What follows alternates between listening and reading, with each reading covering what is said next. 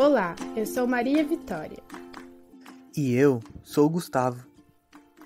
E nós iremos apresentar algumas obras e contar um pouco da biografia do arquiteto e designer Álvar Aalto, considerado um dos maiores exemplos da vertente orgânica da arquitetura moderna.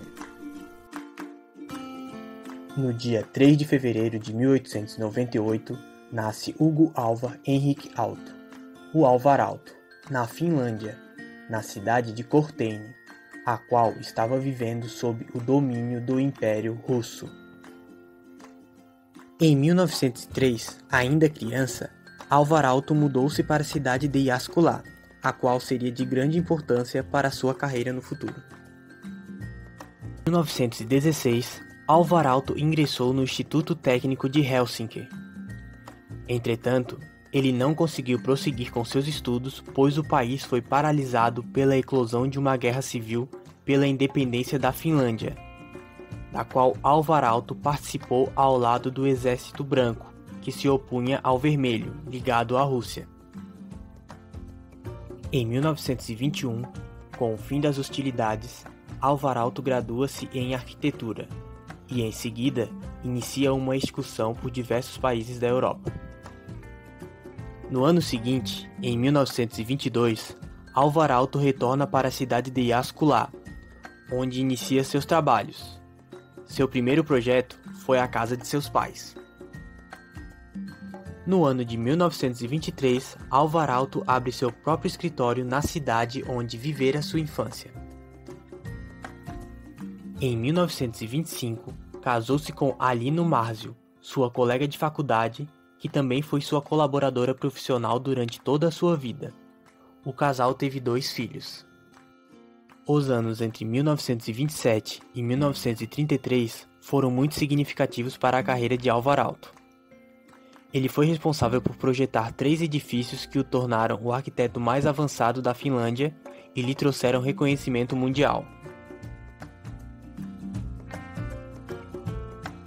Eram eles os edifícios Turun Sanomat, escritório de um jornal em turco, um sanatório para tuberculosos em Paimio e a Biblioteca Municipal de Viipuri, na Rússia. Após esse período, uniu-se em parceria com Erik Byggman, também um arquiteto finlandês, com quem trabalhou até 1933. Por volta de 1932, deu-se o início da experiência de Álvar Aalto no design. Chamado para o projeto de um hospital em Paimio, notou que tanto a arquitetura quanto o mobiliário precisavam ser adaptados ao estado dos pacientes.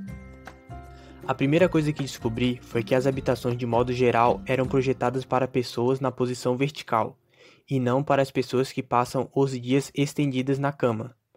Um aposento não projetado especificamente para pessoas na posição horizontal não possui equilíbrio interno nem verdadeira paz. Por isso, tratei de desenhar espaços para pacientes ativos com a finalidade de envolver o estar na cama numa atmosfera de tranquilidade, concluiu o arquiteto. Este exercício adaptativo de mobiliário inspirou Álvar Aalto. A partir daí, Álvar Aalto passou a desenvolver diversos mobiliários.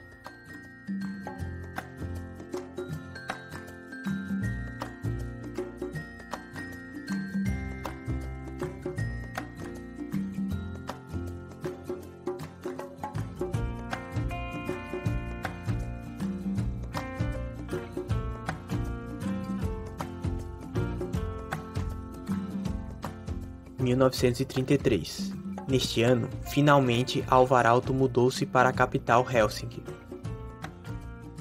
Em 1935, ele fundou com sua esposa a Artek, empresa especializada no design de móveis, utilizando técnicas que empregam o uso da madeira compensada moldada, criando banquetas, cadeiras e poltronas, que são comercializadas até hoje. Nos anos 40, Álvar Aalto muda-se para os Estados Unidos, pois fora convidado para tornar-se professor na Faculdade de Arquitetura do MIT. Em 1946, desenvolveu um dos seus projetos mais conhecidos, o Baker House Dormitory, para abrigar os estudantes da faculdade. No dia 11 de maio de 1976, em Helsinki, na Finlândia, perdemos um dos maiores e mais respeitados nomes da arquitetura do século XX.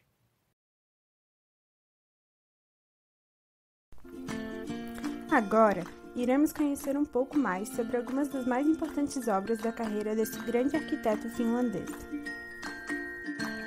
Biblioteca Viipuri.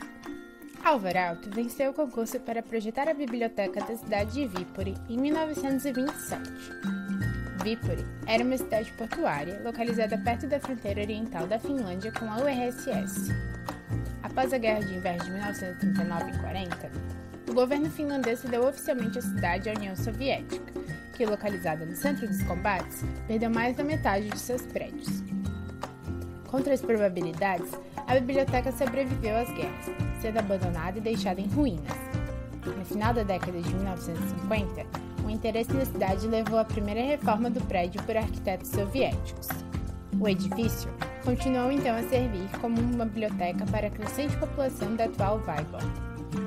Em 2000, a biblioteca foi listada nos 100 locais mais ameaçados pelo World Monuments Watch, e em meio às tensões perpétuas entre a Finlândia e a Rússia, o interesse no edifício tornou um ponto de cooperação, garantindo financiamento conjunto em 2010 para uma restauração completa da edificação.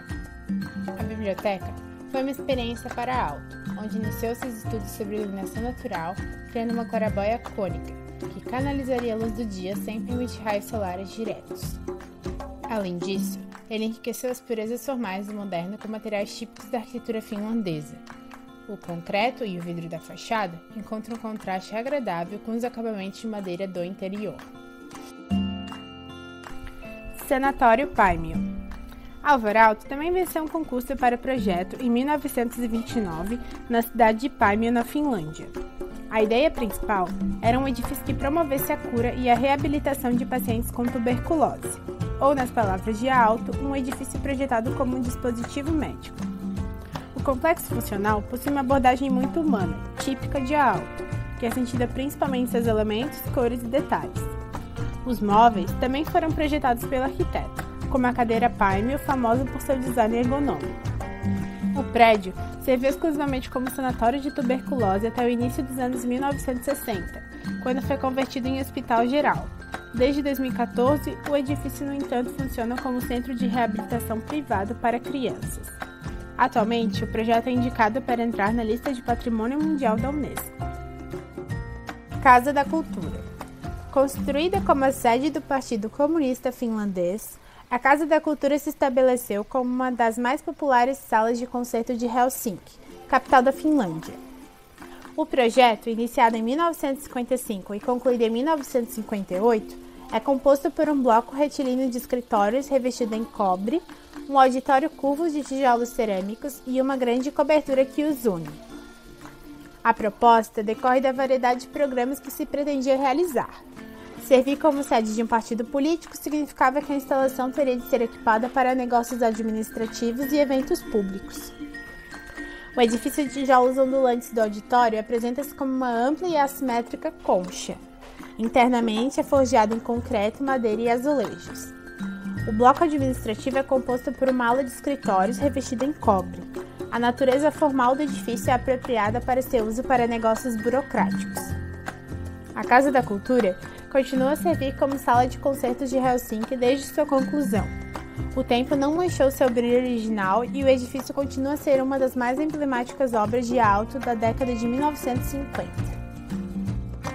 Igreja de La Riola. O projeto da igreja iniciou em 1966. No entanto, sua construção iniciou-se somente em 1975 e foi finalizada em 1978, após a morte de Alvar Aalto. A igreja está localizada a 8 km ao sul de Bolonha, na pequena cidade de Riola, na Itália. O perfil exterior distinto da igreja é inspirado nas 3 montanhas que cercam Riola: Montovolo, Vigiasimonte e Monte Vigo. O interior da igreja não possui adornos, dando destaque aos arcos de concreto com a luz natural através dos sheds. A igreja foi a última obra religiosa que Aalto dedicou-se, onde consegue ser a mais completa e feliz soma de suas experiências anteriores, sintetizando a articulação inteligente entre edifício e o contexto.